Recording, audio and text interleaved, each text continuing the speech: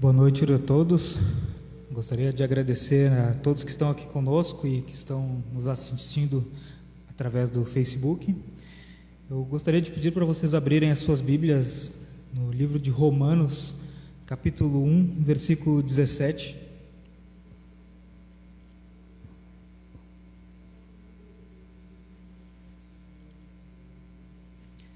Assim diz a palavra de Deus: visto que a justiça de Deus se revela no Evangelho, de fé em fé, como está escrito: o justo viverá pela fé. No dia de hoje nós recordamos um marco que deu início à Reforma Protestante, que foi um mover de Deus, despertando homens para se desvincular e se voltarem à suficiência das Escrituras, negando as tradições e as autoridades humanas que estavam frente à igreja.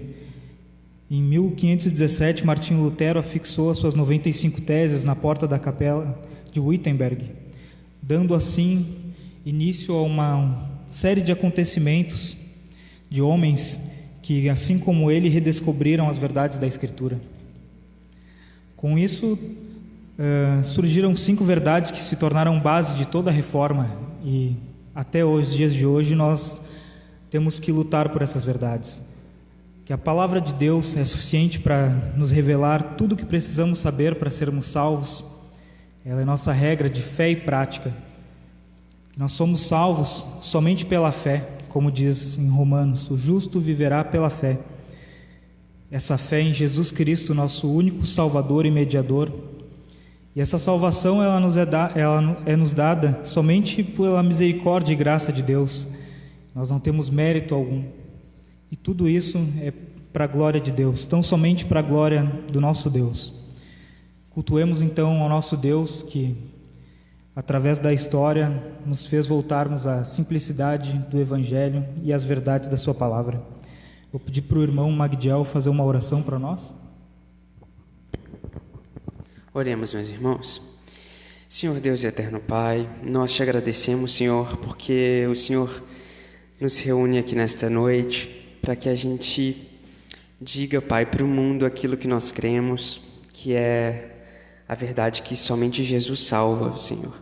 Nós te agradecemos, te pedimos que o Senhor direcione todo esse culto, que tudo que fizermos aqui nessa noite seja para a honra e para a glória do nosso Deus. Nós te agradecemos e te pedimos que o Senhor fale conosco através dos louvores e também através da Tua palavra. Em nome de Jesus que oramos. Amém.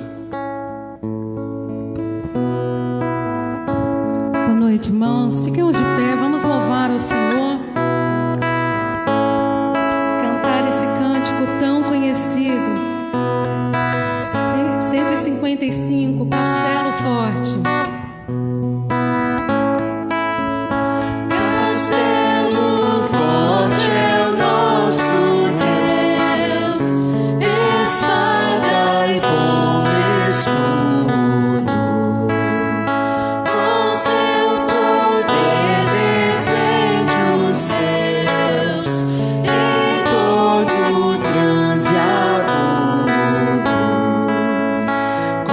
Fúria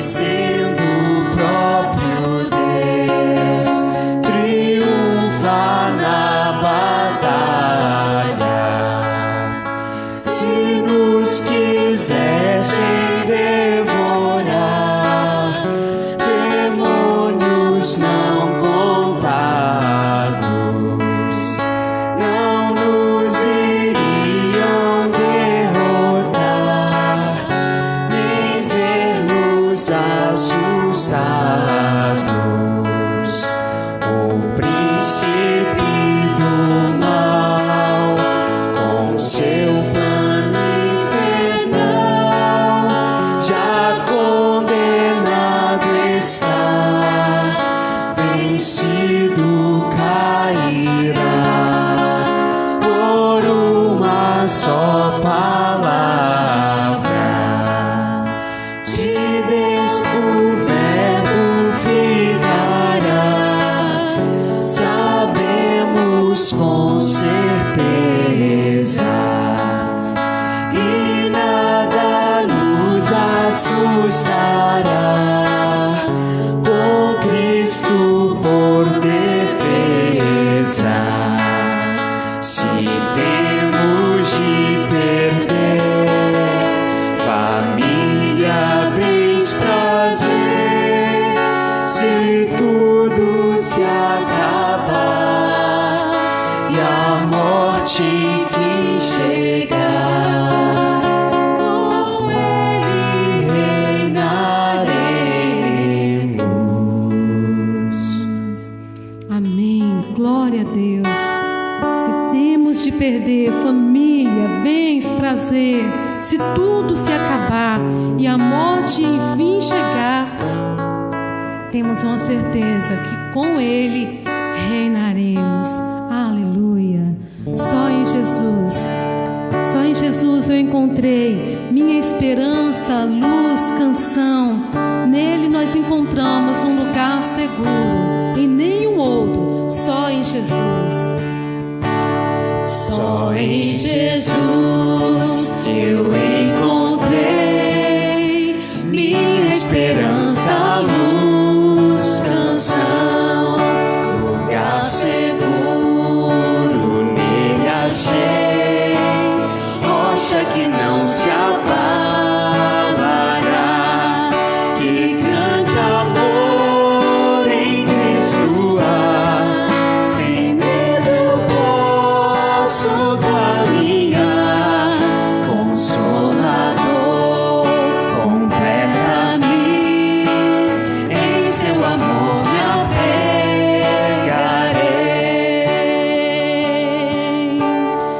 Só em Jesus eu encontrei homem divino, Salvador,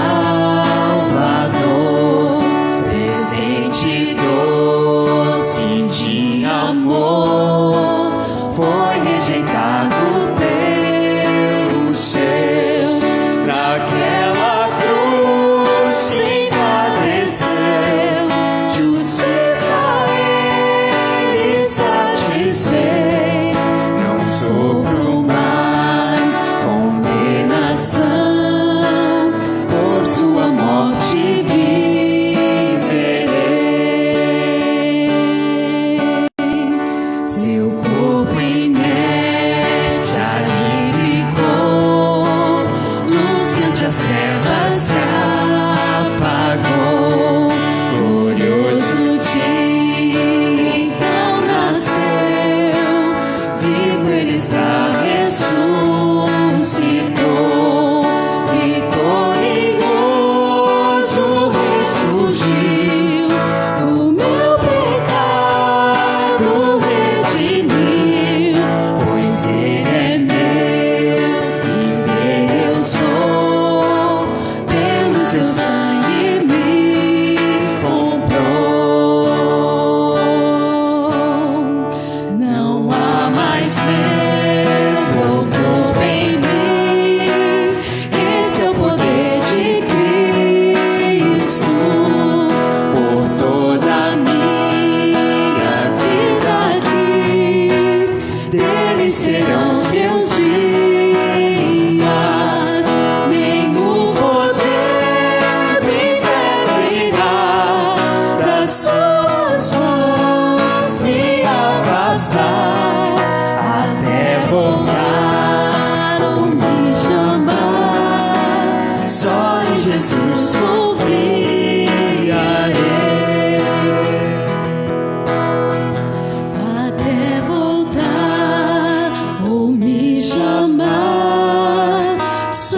em Jesus confiarei.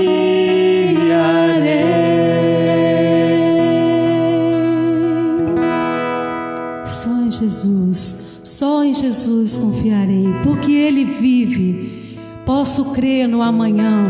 Deus enviou o seu Filho, o seu único Filho amado, para morrer pelos nossos pecados, para nos salvar, para nos perdoar, para nos redimir. E a Ele o nosso louvor, a nossa canção, nossa adoração, porque Ele vive. Posso crer no amanhã.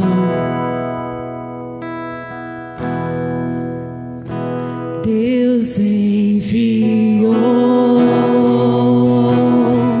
seu Filho amado para salvar e perdoar. Na cruz morreu por meus pecados, mas ressurgiu e vivo com o Pai está. Porque Ele vive, posso crer no amanhã.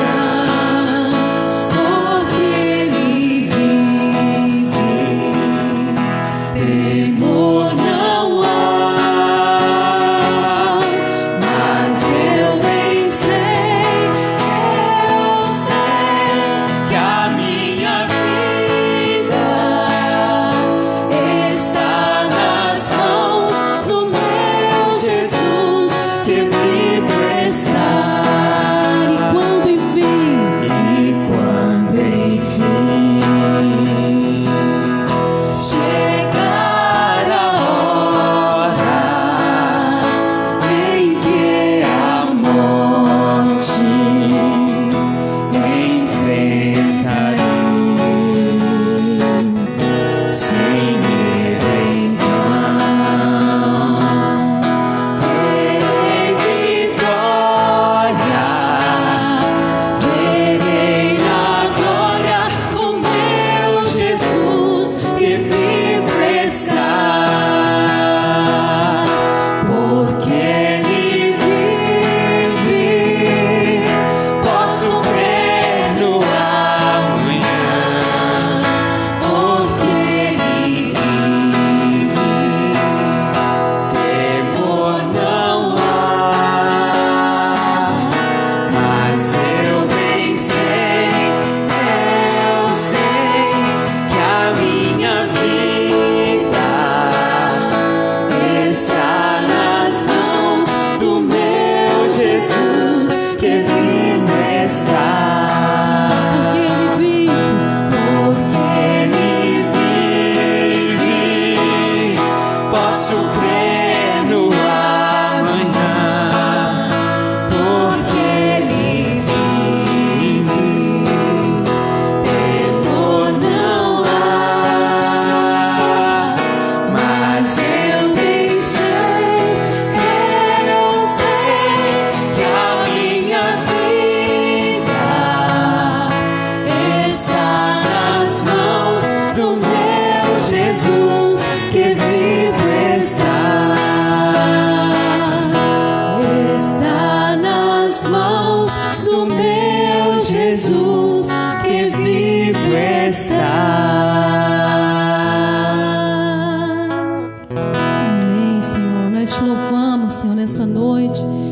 Gratos a Ti, Senhor, porque a nossa vida está no melhor lugar, nas mãos do Senhor. A nossa vida está nas Tuas mãos, que está vivo. Glória a Deus. Obrigada, Senhor, por esse tempo aqui.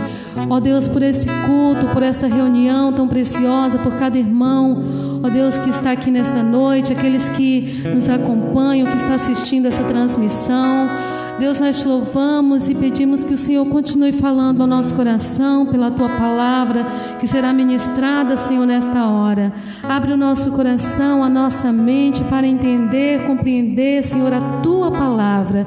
É a nossa oração em nome do Teu Filho amado Jesus. Amém. Amém? Os irmãos podem se assentar. Eu quero passar a palavra nesse momento ao pastor João Batista, que estará trazendo a palavra para nós nesta hora.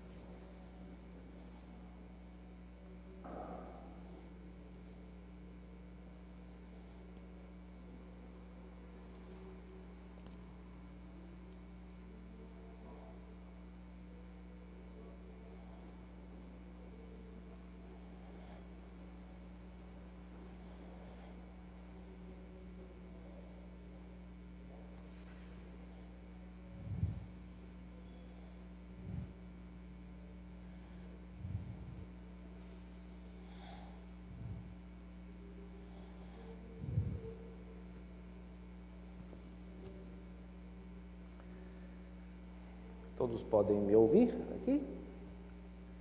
Eu gostaria de agradecer de todo o meu coração pela oportunidade que Deus me dá de estar aqui com os irmãos, agradecer pela permissão do conselho, pelo convite do reverendo em nome da mocidade local, também agradecer aos irmãos.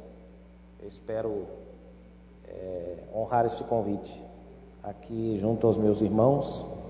Eu gostaria de fazer a leitura de um texto bastante conhecido nosso, visando a nossa meditação, o nosso aprendizado nesta noite, que é o Salmo de número 100. Vamos abrir, aqueles que puderem abrir, o Salmo de número 100.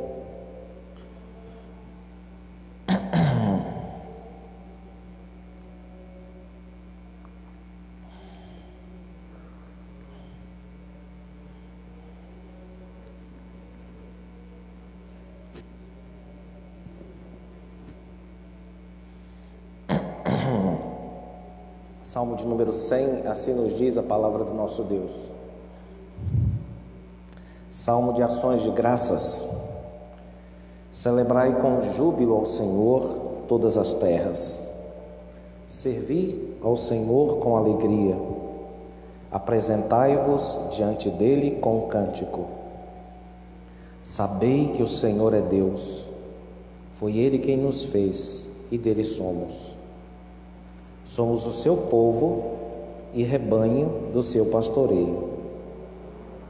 Entrai por suas portas com ações de graças e nos seus átrios com hinos de louvor. Rendei-lhe graças e bendizei-lhe o nome. Porque o Senhor é bom, a sua misericórdia dura para sempre e, de geração em geração, a sua fidelidade. Amém. Meus irmãos, hoje nós comemoramos 503 anos do movimento identificado historicamente como a Reforma, ou Reforma Protestante, e eu gostaria de chamar a atenção para uma área que foi reformada, além da pregação escrita ou falada, que foi aquela área sobre a qual estamos tratando agora, que é a área musical. Nós estamos falando aqui do Inário de Israel, e que foi também o Inário dos reformadores e dos reformados da primeira geração, da segunda, e onde quer que a igreja reformada finque suas raízes, depois de uma ou duas gerações você tem em geral hinos baseados nos salmos ou derivado deles, e os salmos foram muito caros para a primeira geração de reformadores e também para a segunda. Em geral, nós associamos a reforma com a doutrina da justificação, e essa é uma das ênfases da reforma, mas não é a única, e há quem discuta não ser a principal. Naquela época certamente era, mas é importante nós notarmos que o reformador Martinho Lutero, que normalmente é associado com mais força a essa doutrina, tinha um amor sem fim pelos salmos. Embora não tivesse o mesmo amor demonstrado que a segunda geração de reformadores demonstrou, ele procurou também musicar os salmos. A tal ponto ele teve sucesso, porque Lutero era um músico de mão cheia, como se diz, que na época os inimigos de Lutero, houve quem dissesse que eles temiam muito mais as músicas de Lutero, os hinos de Lutero, do que os seus ensinos, embora Lutero fosse insuperável como pregador. Era o homem que dizia a palavra a seu tempo. Ele sabia falar e pegava bem na veia dos tempos. Ainda assim o pessoal tinha mais medo dos hinos. Por quê? Por causa dessa força que os hinos têm de inscrever no coração doutrina. Não é a mesma coisa de uma pregação, por melhor que seja. É muito provável que vocês não lembrem tanto do que eu estou falando aqui como pregador, mas se você fizer uma forcinha, você vai lembrar dos 3 cânticos que nós entoamos aqui, e talvez daqui a 2 horas isso ainda aconteça.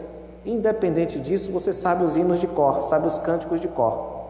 Os hinos do Inário são um pouco mais longos, mas basta aquela empurradinha, né, do carro, que o carro que precisa daquela empurradinha, basta uma empurradinha que você já consegue cantar Castelo Forte, você já repete.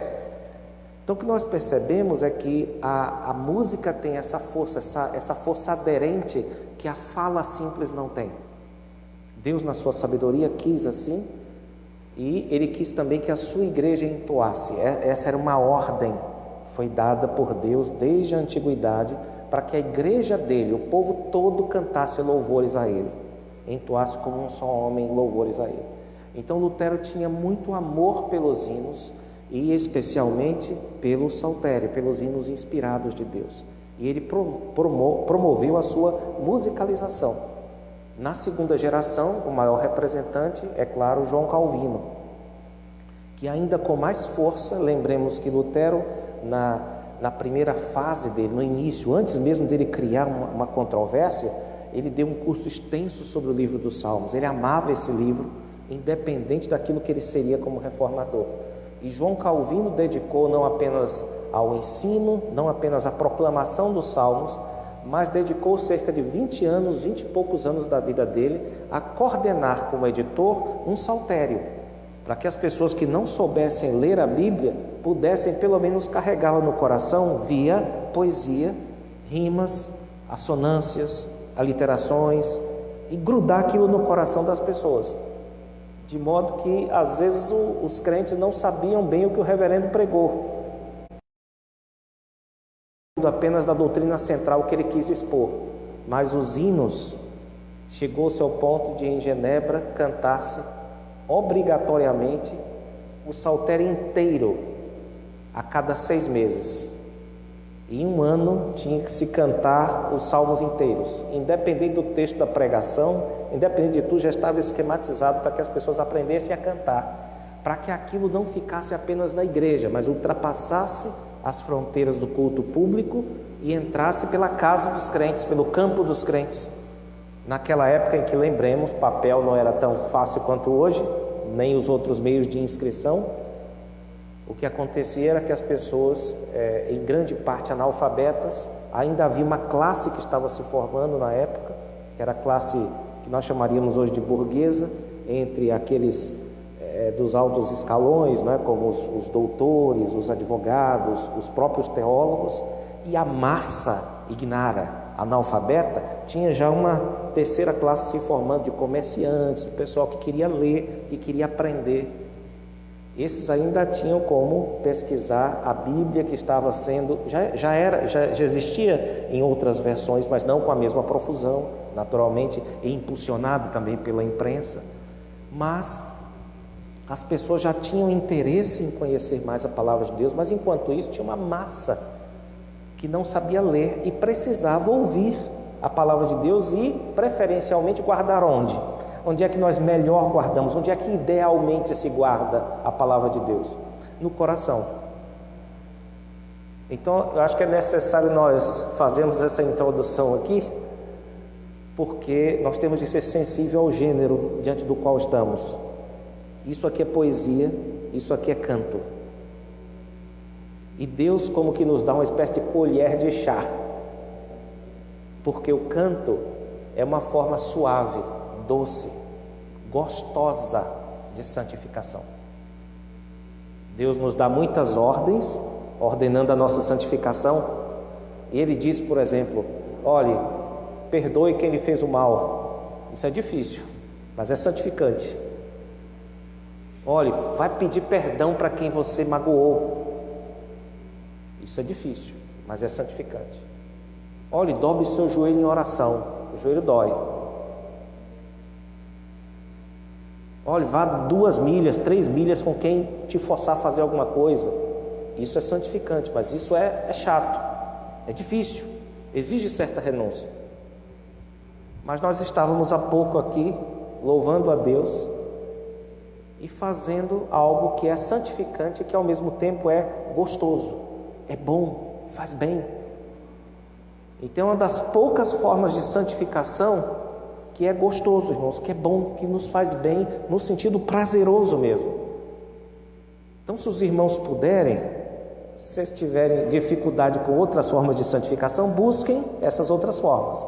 Mas lembrem-se de que uma das que Deus nos deu, que nos traz ao mesmo tempo crescimento espiritual e alívio, é louvar a Deus. E o melhor de tudo, Deus não quer saber quem é desafinado, quem não é. Essa é a notícia boa também, porque Deus exige de nós apenas o bom entendimento de quem Ele é e um coração grato pelos seus benefícios. Se a voz sair meio que esquisita, não tem problema. Até se não sair, não tem problema. Então, essa é a maravilha da coisa do louvor, e nós temos de nos aproximar desses salmos com essa consciência. Eu gostaria de destacar, nós temos naturalmente uma certa familiaridade com esse salmo, não é? Nós temos vários cânticos até com esta letra, existem trechos dele que têm correspondência, não é? Fazem aquele intertexto com outros textos da Bíblia, não apenas salmos, mas em outros lugares. Mas nós podemos dizer que este salmo apresenta aquilo que em um dos nossos catecismos é posto como o fim principal do homem, que é glorificar a Deus. É um chamado à glorificação a Deus e ao mesmo tempo ter nessa glória, nessa busca e no alcance dessa glória, o nosso maior prazer. Então, fundamentalmente, esse é um tema possível para este salmo. E aqui, é claro que ele é estendido a toda a terra. Toda a terra é chamada a fazer isso que os crentes, pela graça de Deus, fazem. O que nos leva a entender que esse chamado deve continuar. E também nos leva a entender que nós compartilhamos a palavra de Deus com as pessoas aí fora, simplesmente por um motivo, porque essas pessoas não adoram a Deus, elas não louvam a Deus, elas não celebram com júbilo ao Senhor. Então isso aqui é uma indicação de que esse salmo deve ser proclamado por todos os tempos, até que aqueles a quem Deus quiser resgatar sejam resgatados e a terra finalmente possa louvar ao Senhor, irmãos. Essas ordens que são dadas no início do salmo, como celebrai, servir ou apresentai-vos diante dele, nós devemos entender que elas são qualificadas, ou seja, é necessária uma qualidade para nós celebrarmos, servirmos e nos apresentarmos a Deus, que é chamada aqui de júbilo ou de alegria. É necessário que aquele que de fato conhece a Deus louve a Ele com alegria. Assim como você recebe bem na sua casa uma pessoa que lhe fez um bem num dia anterior, você diz, vá lá almoçar na minha casa. Você não recebe a pessoa com frieza de jeito nenhum. E eu estou falando de benefícios terrenos, humanos, pequenos. À medida que nós conhecemos o que Deus fez por nós, se de fato aquilo é verdade, então é impossível que nós tenhamos uma postura que não seja esta descrita pelo texto aqui como alegria. No entanto, nós precisamos conceituar isso. O que é que significa essa alegria, já que ela pode possuir muitas cores ou muitos cheiros, não é? Em termos de definição. Uma das definições de um teólogo chamado Walter Martin, que ele diz o seguinte: alegria é um entendimento da existência que inclui tanto júbilo como desânimo, mas pode aceitar com submissão eventos que tragam deleite ou náusea, porque permite a uma pessoa ver, para além de qualquer evento particular, o soberano Senhor que está acima de todos os eventos e que ultimamente tem controle sobre eles. Definição complicada de alegria, né? É como se pela fé os crentes pudessem, guiados pela palavra de Deus, ver por trás de todos os eventos, inclusive das suas emoções, das suas afeições, dos acontecimentos, uma mão bondosa conduzindo todas as coisas. O sentimento despertado é chamado de alegria. Alegria. Porque o fundo da vida não é tristeza, como quiseram nos fazer crer os românticos, que fazem com que muita mãe diga isso a muita filha, só porque foi traída pelo marido. E diz assim: homem não presta. Você está muito felizinha hoje, saltitante, porque você não conhece a vida. Você não conhece o fundo da vida.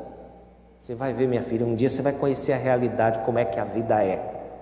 Ela está falando aquela generalidade baseada no probleminha que ela tem, que ela não pode revelar, senão fica ridículo. Mas o fato é que as pessoas são meio que envenenadas com isso, de que se você cavacar a vida o suficiente, o fundo daquele treco é tristeza, é desalento, é desespero. A Bíblia não diz isso, irmãos. A Bíblia diz: se você cavacar a vida com os instrumentos que Deus te deu, o fundo é a mão de Deus, é a mão bondosa de Deus em favor do seu povo. Aí fica, digamos, fácil servir ao Senhor com alegria. Essa alegria, evidentemente, não pode ser caricaturada. Existem pessoas que choram de alegria, né? Nós não podemos pensar em alegria apenas como um rostinho rasgado, né? Nós não podemos pensar assim. Existem formas ainda mais discretas de alegria do que o próprio choro. Mas o fato permanece, irmãos. Nós conseguimos enxergar, aqueles que são verdadeiramente alegres, conseguem enxergar no fluxo dos eventos uma providência que, por assim dizer, é geral em todas as coisas. Não existe um adejar de asas de pássaros, não existe um relinchar de cavalos que não seja absolutamente controlado pelo desígnio bondoso de Deus. O crente também acredita numa providência especial sobre a humanidade, que aquele professor ímpio que ele teve é controlado por Deus, está sob o governo e o domínio de Deus, embora não do mesmo jeito que o crente esteja, mas está. E o crente ainda acredita num cuidado especialíssimo de Deus, que é aquele que ele tem com a sua igreja. A igreja é um projeto especial de Deus, irmãos. É a única instituição de qualquer tipo que sobreviverá depois que jogarem todas as bombas nesse mundo, depois que acabar com tudo. Vai sobrar só um grupo. As famílias vão acabar, as empresas vão acabar, tudo vai acabar. Só vai restar um pai com seus muitos milhões e milhões de filhos. Então é claramente fruto de uma providência mais do que geral, mais do que especial, é especialíssima do Senhor Deus, irmãos. Com isso nós chegamos de modo temático ao coração do Salmo, no versículo de número 3. E nós temos uma ordem que foi muito cara e ainda é muito cara para nós reformados hoje, irmãos. O texto diz: sabei que o Senhor é Deus.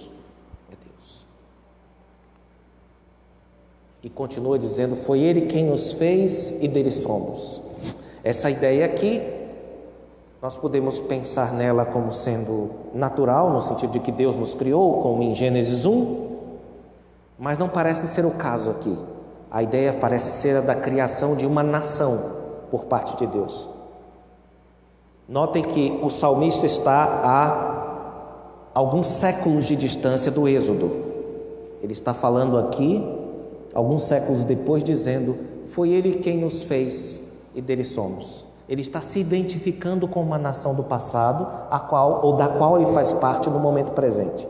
Guardem isso aí, essa observação. E ele diz isso, que somos o seu povo e rebanho do seu pastoreio. Nós temos aqui uma verdade compactada, irmãos, que é muito cara, como eu falei, para os reformados.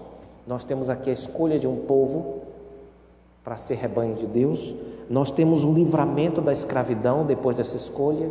Nós temos ainda a entrega de um pacto e nós temos o cuidado constante de Deus. Tudo isso comprimido nesta pequena e simples frase: somos o seu povo e rebanho do seu pastoreio. Isso há séculos de distância do salmista. Mas o que é que o salmista faz? Ele pega essas verdades, e é o que um crente faz também, e as aplica a si mesmo. Subjetiviza essas verdades, torna suas. Isso é um grande exemplo para nós, irmãos. É o que nós devemos fazer sempre. É entender que as palavras de Deus, se Deus fez com que nós as ouçamos, são para nós, vieram para nós. Deus marcou nossas orelhas. Nós somos os escravos de Deus, os servos de Deus. E quando o dono entra e fala conosco, nós paramos para prestar atenção, porque nós supomos que deve ser conosco que está falando. Assim procedem os servos de Deus ao lerem a palavra de Deus. Essa é a postura do homem e da mulher sérios quando estão perante a palavra de Deus. Eles procuram a todo custo ver de que modo aquilo se apropria ou se aplica à sua vida, irmãos. O verso de número 3 desse poema traz ainda outra pérola pactual, irmãos. Nos diz que dele somos. Essa é outra pérola caríssima para o povo da Reforma. Ela sempre foi defendida por todos os reformadores, mas ganhou, por assim dizer, um status confessional, ou pelo menos catequético, no famoso Catecismo de Heidelberg. A pergunta de abertura é a seguinte: qual é o seu único conforto na vida e na morte, no viver e no morrer? Pode procurar, ou você não vai ter. Ganhe muito dinheiro, vai por mim, é uma desgraça morrer rico. Isso não é nada confortante. Ganhe o que você puder, muita saúde, vai perder. Ela não vai te confortar na vida e na morte. Na vida até ajuda. Agora, na hora de morrer, você deixar isso tudo aqui, você vai ver que não conforta. Aquilo foi de caso pensado. Essa abertura do Catecismo de Heidelberg, no meio de muita perseguição. Qual é o seu único consolo na vida e na morte? Sabe qual é? É que você não é seu. Você não se pertence. Isso faz toda a diferença na sua vida e depois dela, no seu viver e no seu morrer. Guarde isso, porque você vai precisar. Faz feito os cânticos, não esquece não. Você vai precisar disso, ou na vida ou na morte, ou na vida e na morte. O catecismo faz essa pergunta e ele responde: qual é o seu único consolo na vida e na morte? É que eu não pertenço a mim mesmo, mas pertenço de corpo e alma, tanto na vida como na morte, ao meu fiel Salvador Jesus Cristo. Ele pagou completamente todos os meus pecados com o seu sangue precioso e libertou-me de todo o domínio do diabo. Ele também me guarda de tal maneira que, sem a vontade do meu Pai Celeste, nem um fio de cabelo pode cair da minha cabeça. Na verdade, todas as coisas cooperam para a minha salvação. Por isso, pelo seu Espírito Santo, Ele também me assegura a vida eterna e faz-me disposto e pronto de coração para viver para Ele de agora em diante. Lembrem-se disso, meus irmãos. quando vocês estiverem numa pior, quando a situação para vocês apertar, quando vocês pensarem que está tudo perdido e tiverem certeza matemática, estatística, lembre-se de que a matemática é de uma formiga, a estatística é de um micróbiozinho aqui da Terra, e Deus está olhando para ver se você sabe mesmo as últimas notícias. Nós vivemos nesse sentido como os discípulos na estrada de Emaús, pensando que temos as últimas notícias, quando na verdade Deus está perguntando para vocês, ironicamente, quais são essas notícias. O versículo de número 5, irmãos, eu estou dando alguns saltos temáticos aqui por causa do nosso tempo. O versículo nos apresenta algumas razões para louvarmos a Deus, a este Deus tão maravilhoso. Tem algum problema aqui?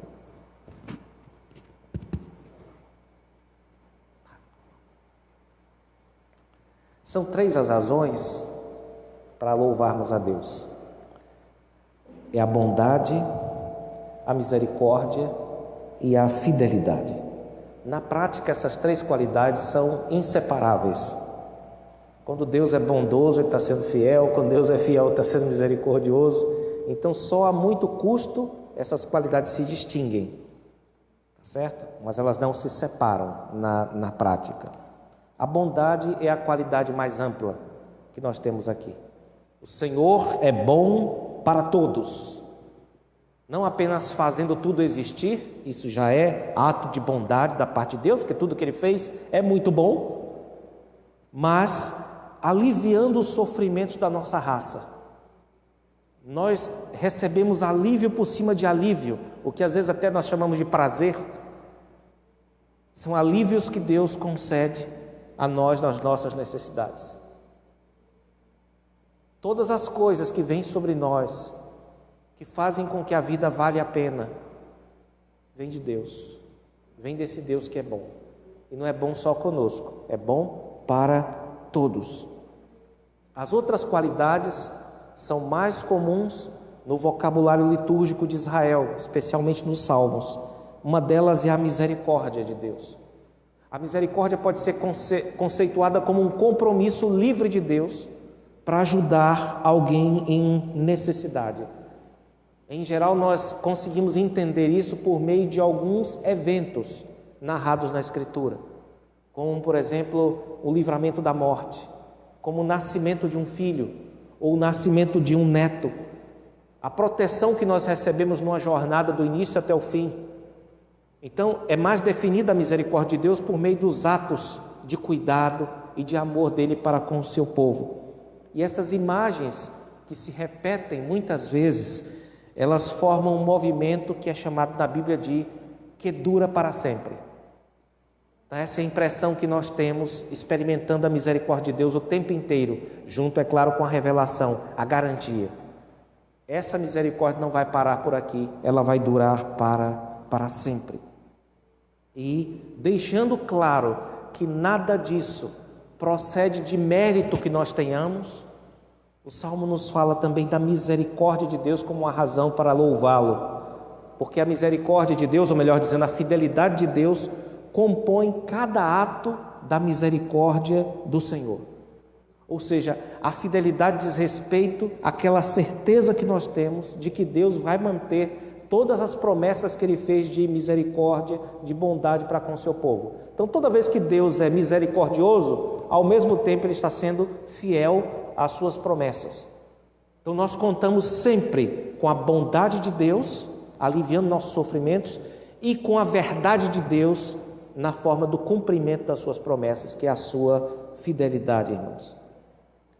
Normalmente, a sociologia clássica busca classificar, busca cortar a ideia de gerações entre 30 e 40 anos. Quando a pessoa tem 40 anos, 30, 40, disse que ela é de outra geração, Eu não sei quantos anos já tem essa igreja fundada aqui, os irmãos sabem? 50 anos? Então já começou o processo, De geração em geração, Deus tem cuidado aqui. Deus já tem cuidado. Essa é uma das igrejas então mais velhas do Rio Grande do Sul, não é? Mais antigas. É uma jovem senhora de 50 anos, sendo sustentada já, se usarmos as categorias sociológicas, né? Sendo sustentada já de geração em geração pela misericórdia de Deus.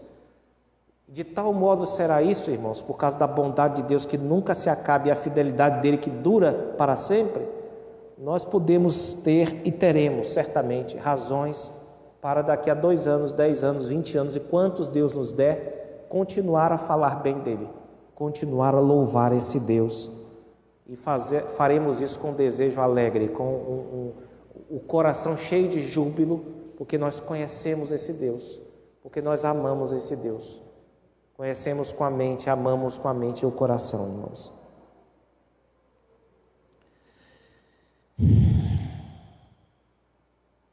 Eu acho que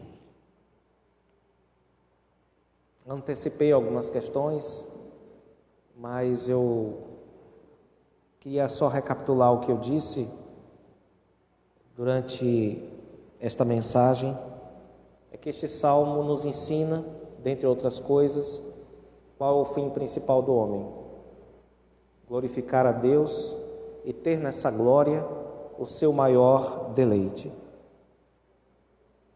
Nós também aprendemos, irmãos, que este salmo deve ser entoado e ele deve ser obedecido no compartilhar da palavra de Deus para com o nosso próximo, aquele que não conhece a Deus.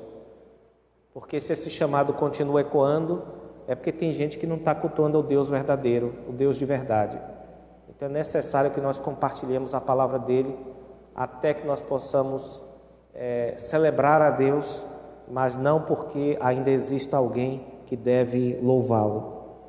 Eu destaquei que a alegria é uma afeição que Deus nos concede, mas ela serve muito mais como um efeito, ela funciona muito mais como um efeito de um entendimento que nós temos a respeito da vontade de Deus e de uma obediência à vontade de Deus.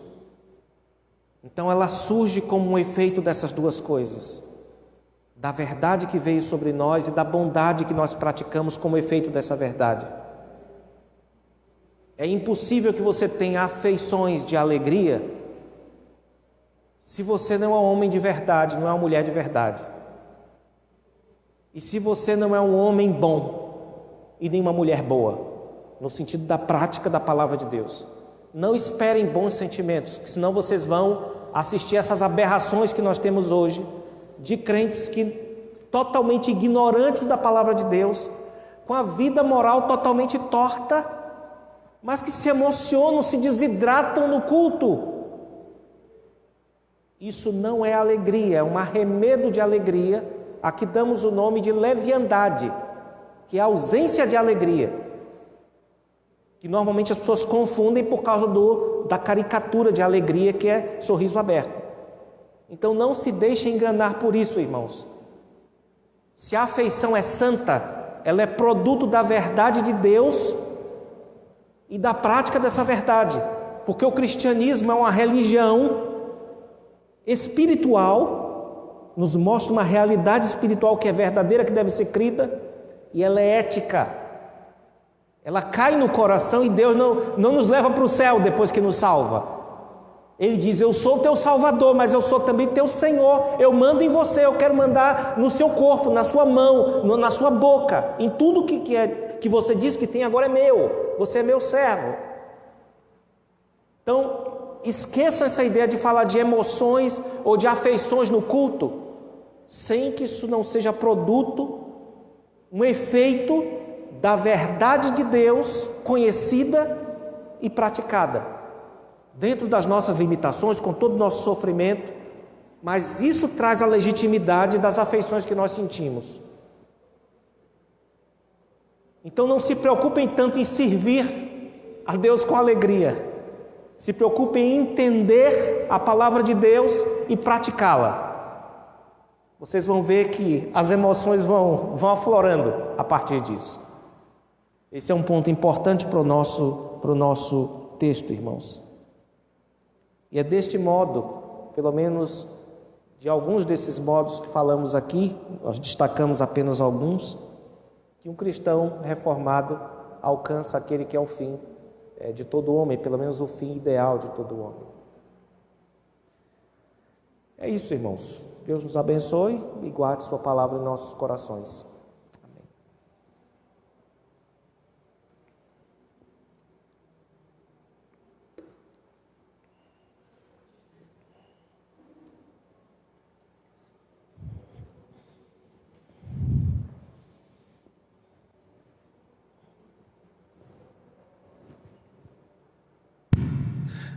Glória a Deus.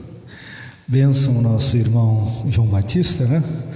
Então, João Batista pregou, agora o outro João vai dar, finalizando esse culto, e uma palavra direto do coração de Deus para os nossos corações. E nós muitas vezes não damos o valor devido às canções, né? Que é fruto da reforma, fruto de homens que se dedicaram, mas canções baseadas na palavra de Deus, né? Nós temos muitas canções hoje, só falta a palavra de Deus nas canções, que nós possamos realmente ter isso no coração e cantar salmos, gravar salmos nos nossos corações. Isso faz uma diferença muito, mas muito grande. Então, eu pedi para os irmãos ficarem de pé, em nome de Jesus. Eu vou chamar aqui o nosso representante responsável, conselheiro, Alessander, que é o que coordena a UMP. E esse culto foi organizado pelos jovens, aconteceu porque os jovens queriam que acontecesse. E o Alessander é o que coordena, está sempre junto com eles. Que Deus abençoe a vida do Alessander. Ele vai ter alguma palavra aqui, vai dar algumas considerações e logo depois ele vai orar e chamar o nosso pastor João Batista para dar o final desse culto com a petração, para impetrar a bênção.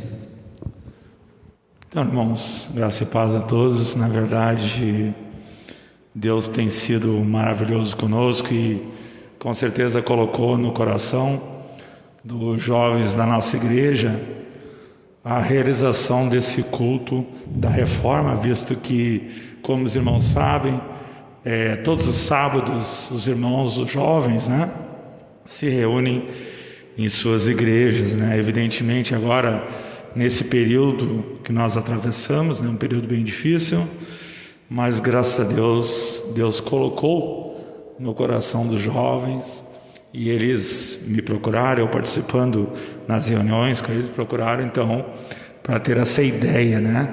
Nós convidamos jovens também de outras igrejas, é claro, e em algumas igrejas também tem programação hoje, né? Mas graças a Deus por isso, né? E nós precisamos entender que Deus é misericordioso, irmãos, porque nós sabemos que se não fosse a misericórdia dele, nós não estaríamos aqui neste momento, né? Pela sua graça, pela sua misericórdia, ele tem nos guardado, tem guardado a vida dos irmãos, né? E nós então precisamos agradecer, né? Precisamos orar. Eu quero convidar você a orar nesse momento. Soberano Deus e eterno Pai, muito obrigado por este momento. Graças te damos por esta noite, meu Deus, onde nós, como povo reunido do Senhor, estamos aqui na tua casa, onde nós podemos ir. Aconteceu que nós louvemos ao Senhor, nós ouvimos a tua palavra através do teu servo, Pai. Obrigado por todas estas coisas, que o Senhor continue abençoando a vida dos meus irmãos aqui presentes, a vida dos meus irmãos que nos assistem também através do Facebook. Que o Senhor abençoe suas famílias, Pai.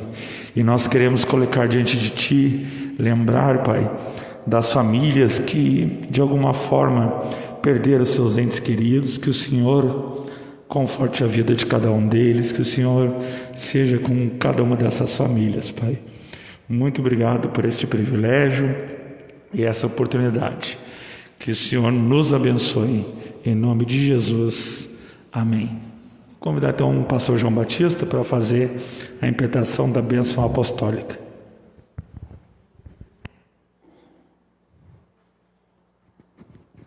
Receber a bênção, irmãos.